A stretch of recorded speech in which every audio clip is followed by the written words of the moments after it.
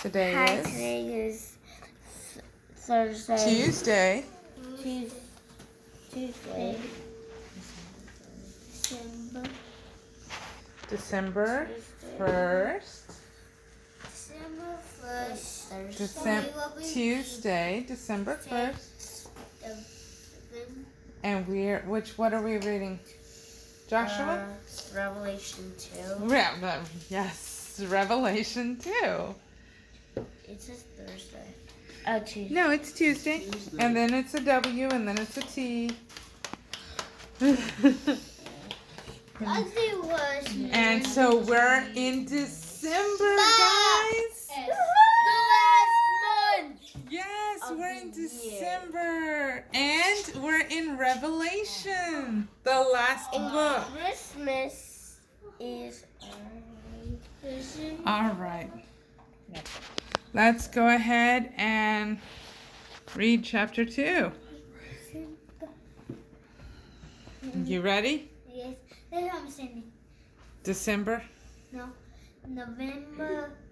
December. Oh, you're singing the months of the year. Well, let's listen.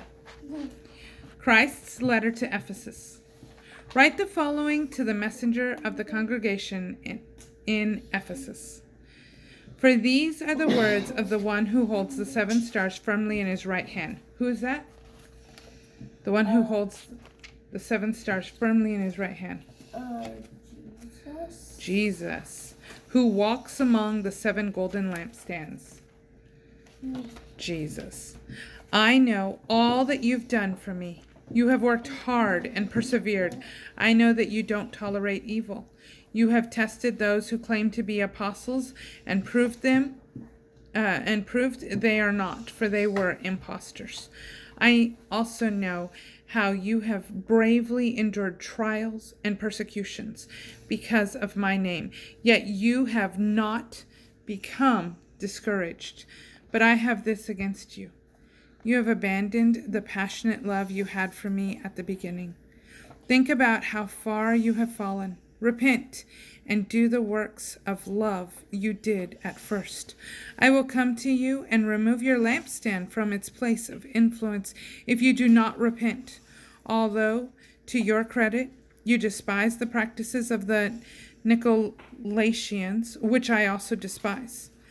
The one whose heart is open, let him listen carefully to what the Spirit is saying now to all the churches. To the one who overcomes, I will give access to feast on the fruit of the tree of life that is found in the paradise of God. Christ's letter to Smyrna. Write the following to the messenger of the congregation in Smyrna. For these are the words of the one who is the beginning and the end, the one who became a corpse but came back to life. I am aware of all the painful difficulties you have passed through and your financial hardships, even though, in fact, you possess great treasure. And I am fully aware of the slander that has come against you from those who claim to be Jews but are not, for they are a satanic congregation. Do not yield to fear in the face of the suffering to come, but be aware of this. The devil is about to have some of you thrown into prison to test your faith. For 10 days you will have distress, but remain faithful to the day you die, and I will give you the victor's crown of life. The one whose heart is open, let him listen carefully to what the Spirit is presently saying to all the churches. The one who conquers will not be harmed by the second death. Christ's letter to Pergamum. Write the following to the messenger of the congregation of Pergamum. For these are the words of the one whose words pierce the hearts of men. I know where you live, where Satan sits enthroned, yet you still cling faithfully to the power of my name.